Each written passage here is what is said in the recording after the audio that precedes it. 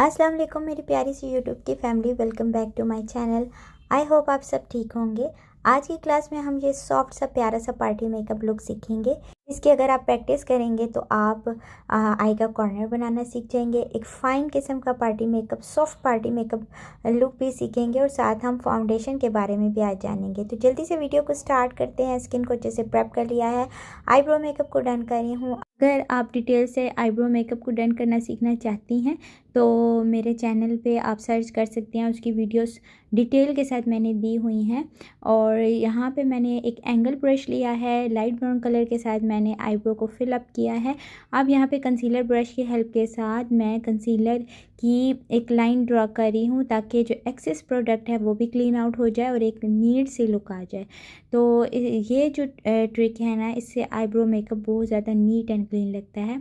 अब उसी concealer brush के ऊपर कंसीलर को मैंने अप्लाई करके, जो कि है डर्माकोल का, उसको अप्लाई करके मैं आई के सारे लिड एरिया पे भी और सारी आई के ऊपर अप्लाई कर दूंगी, ताकि जब हम इसको अच्छे से सेट कर लेंगे तो जो शेडोज अप्लाई करेंगे वो बहुत ही ज़्यादा नीट क्लीन लगेंगे और बहुत ब्लेंडिंग बहुत अच्छी होती है। ठीक है, तो यहाँ पे मैं अब इस कंसीलर को अच्छे से सेट कर रही हूँ। ये आई मेकअप से पहले आपने कंसीलर को अप्लाई करना है, तो उसको सेट करने के लिए आपने पाउडर लास्ट में ज़रूर अप्लाई करना है। ठीक है, वरना आपके आई शेडो की ब्लेंडिंग अच्छे से नहीं होगी।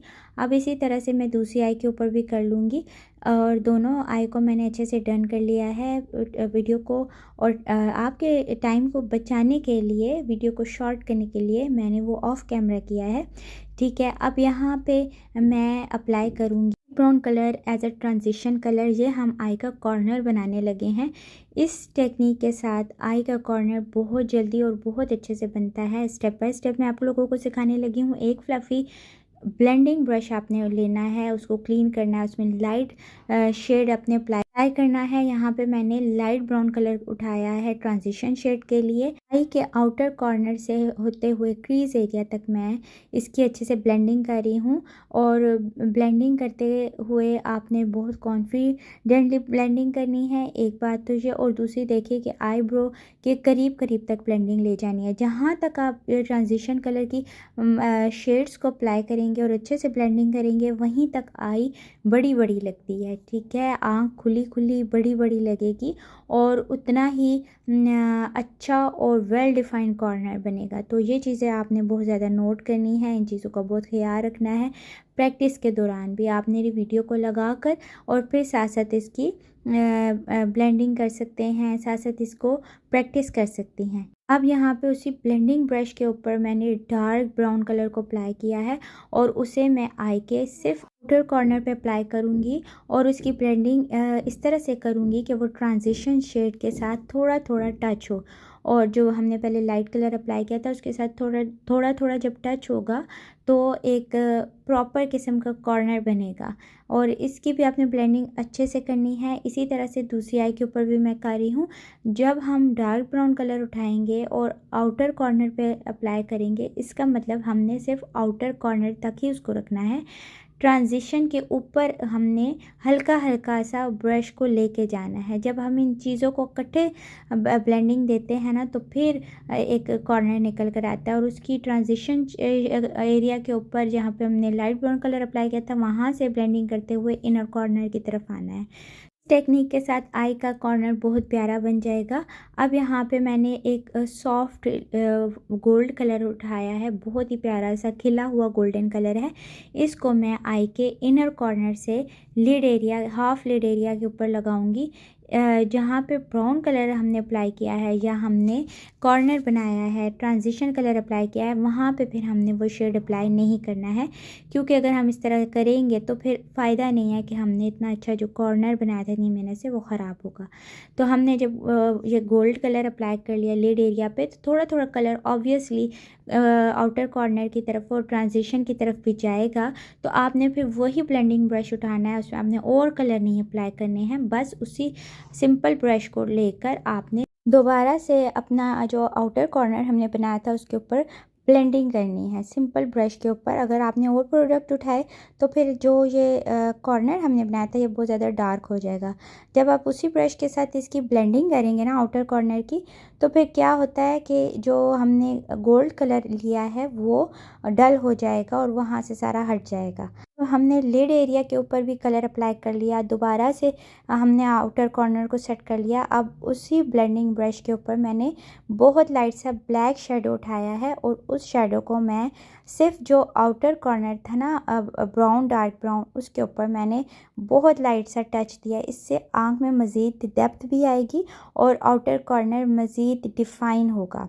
ठीक है, तो यहाँ पे मैं इसको आप देखें कि बहुत ही लाइट डार्क ब्लैक कलर लिया है, ब्लैक शेडो। अगर आपने ब्लैक शेडो के ऊपर काम करना है तो फिर आप थोड़ा थोड़ा शेडो उठाएंगे।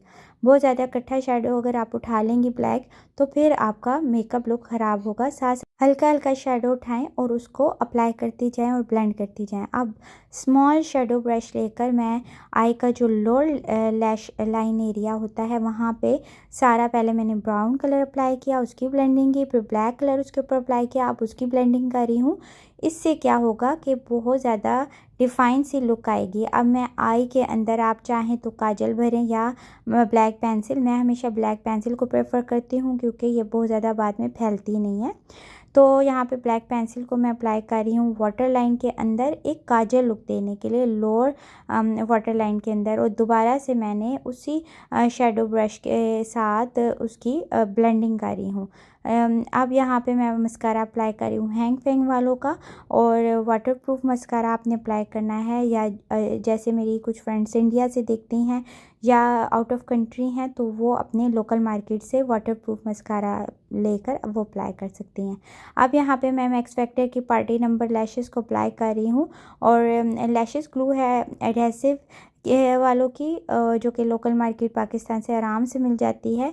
यहाँ पे जब जितना फॉल आउट हुआ, मेकअप लुक कंप्लीट हुआ आई का, तो वो फॉल आउट मैंने आई शेडो का नीट करके अब यहाँ पे मैं डर्माकोल का कंसीलर अप्लाई कर रही हूँ, जो कि डार्क सर्कल्स या डार्क स्पॉट्स के ऊपर आपने अप्लाई करना है। मेरे डार्क सर्कल्स इतने नहीं हैं लेकिन फिर भी मैं अप्लाई कर रही हूँ आप लोगों को फाइनल लुक दिखाने के लिए और मेकअप के स्टेप्स को कंप्लीट करने के लिए। यहाँ पे बेस में अप्लाई कर रही हूँ फाउंडेशन, लिक्विड फाउंडेशन है क्लिनिक वालों की फॉर ग्लोई स्किन। बहुत आउटस्टैंडिंग फाउंडेशन है, अगर आपको ये मिल जाती है ना तो ये फाउंडेशन बहुत लॉन्ग लास्टिंग है। यहाँ पे एक छोटा सा स्टेप और करूँगी, वो ये है कि एक शेडो ब्रश लेकर उसके ऊपर मैंने बहुत ही ज़्यादा वाइट गोल्ड कलर लेकर उसको मैं इनर कॉर्नर पे ज़रा वाइडली अप्लाई करूँगी। और उससे क्या होता है कि आंख बहुत ज़्यादा खुली खुली लगती है। और वही कलर मैं ब्रो बोन एरिया के ऊपर भी अप्लाई करूँगी। यहाँ पे अगर आपकी आईब्रो नहीं भी बनी हुई, मेरी आईब्रो यहाँ पे डन नहीं है, लेकिन फिर भी आईब्रो अच्छे मेकअप अच्छा करने की वजह से और आई को पहले अच्छे से प्रेप करने की वजह से इतना ज़्यादा फील नहीं हो रहा। तो ये आई मेकअप लुक हो गया कंप्लीट। होप आपको पसंद आया होगा। दुआ में याद रखिएगा। अल्लाह हाफिज़।